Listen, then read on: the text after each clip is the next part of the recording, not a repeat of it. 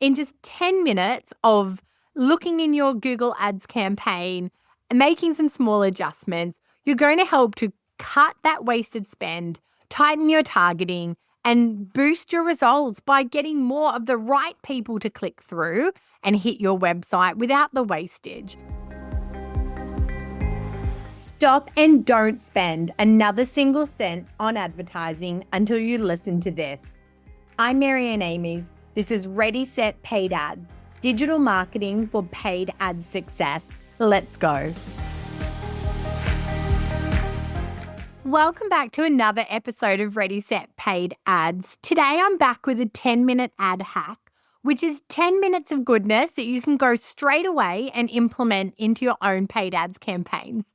Today, it's a Google Ads hack, and we're talking about 3 quick tweaks for better results in just 10 minutes.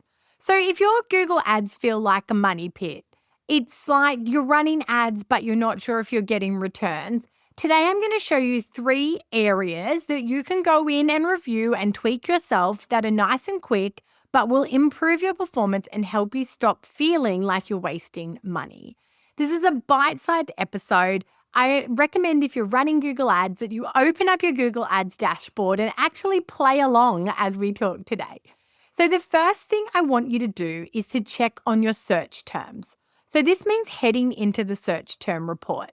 When we run Google Ad campaigns, especially search campaigns, we identify the words that we want to target. So for example, if I'm a shoe company, I might be targeting black leather loafers, velvet loafers, winter loafers, and what's another one? Loafers on sale, let's say. Let's say my brand is all about loafers. And what actually happens in reality, and again, depending on your match types, is that people will search all sorts of things that will bring them to our ads. So the search terms report tells us what somebody actually searched in and around what we are targeting and paying for the click. And the reason it's really important to look in here is that you can actually start to negative terms that people are searching that are being matched to your campaign that isn't relevant. So for my loafers example, it may be that people are searching for size 13 loafers and your loafers don't go that big. So what you could do is negative 13. I wouldn't negative size because other sizes could be relevant. But if you just negative 13 as a number, it means that now when someone searches any combination of loafers and the number 13, that you won't come up as an ad and therefore can't be clicked on and your money wasted. Another one in that loafer example is that somebody could be searching for loaf of bread. And you might be finding that you are getting some clicks because of loaf of bread. Or maybe it's a loafer recipe. You know, what else around loafer doesn't relate to your business? Maybe people are spelling a loofah wrong. And what you need to also look at negativing, if there's like bathroom loafer, you might actually need to negative that. It's quite funny when you look in the search terms report. And firstly, you find what people are searching in general that maybe you hadn't thought of. It's also a great place to identify new keywords, but also what Google is deeming relevant, which you might know is not. So we call it negativing keywords. It's the process of going in and excluding a word from being matched to you in the future. Saves a lot of money, saves a lot of wastage, and it gives a better customer experience. You're not bringing people across to your website that just aren't the people that want to do business with you. So the next hot tip is tightening up your match type. So I explained before around the search terms that we say we want, and it's a really good segue into match types.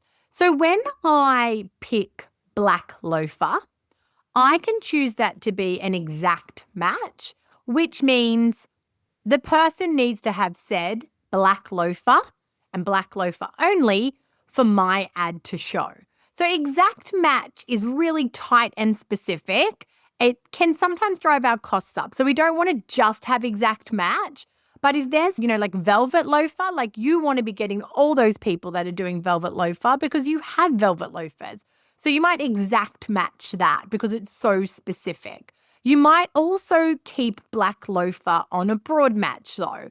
So broad match means, like what we talked about above, thinking about where we need to negative things, black loafer could bring in black loafer for kids.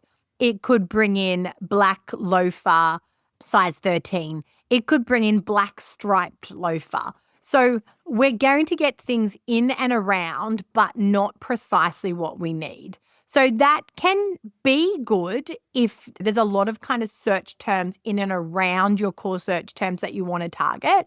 And broad can be quite good at the beginning for you to then go through that search terms report and learn what people are actually targeting. But it can also balloon your costs because it is where we can get a lot of wastage. Google can broadly assign a lot of search to your campaign because it kind of looks and sounds a little bit similar. And then we also have phrase match. So we have exact, which is the exact words in the order that I've placed them. And then we have phrase match. And phrase match is about these words, but potentially in different orders. So if I phrase match black loafer, I'll also get loafer black. I might also get black leather loafer because black and loafer are in that phrase. And I've added leather in. So it's not the exact in the order in the way I said, but it's also not broad where I'm getting kids and polka dots and stripes. So tightening up your matches is a really great way to qualify your clicks, lower your cost per acquisition, and just overall optimize, more carefully match the traffic that you're getting in to the exact product and service that you offer. So the last ad hack for you is optimizing your ad copy. And if you've gone through your search term report, you'll be a lot clearer on what people search and a lot clearer on what you do and don't want to capture. So it's a great opportunity to take that knowledge and optimize your ad copy. So that can look like tweaking your headlines. It can look like updating your headlines to take in some new search phrases that you hadn't even thought of before. Google favors fresh, high-performing ads. So, ensuring you're increasing the variations of headlines and copy that you're giving Google to use in your campaigns is going to help to get you better results. So when you're optimizing your ad copy, you also want to pause any low performers and maybe duplicate the best ones you have and just tweak them slightly. It might be just tweaking the CTA or tweaking the order of words. So we really want to capitalize on what's working, stop what's not working, and use our learnings about search terms versus search keywords to refine our ads further and make sure they're getting better and better. This is going to impact your CTR, give you a better quality score, and also lower your CPC. So to wrap up, in just 10 minutes of looking in your Google Ads campaign and making some small adjustments, you're going to help to cut that wasted spend, tighten your targeting, and boost your results by getting more of the right people to click through and hit your website without the wastage. So if you didn't play along now, I reckon take this episode back to the start, open up your Google Ads Manager, and really step through these little hacks. And I think in just a few weeks, you'll start to see even better results.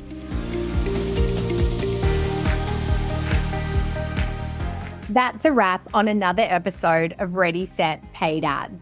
If you're looking for done-for-you services, training to upskill you in ads management, or free and paid resources to help you plan and execute better ads, head to wiseupmarketing.com.au.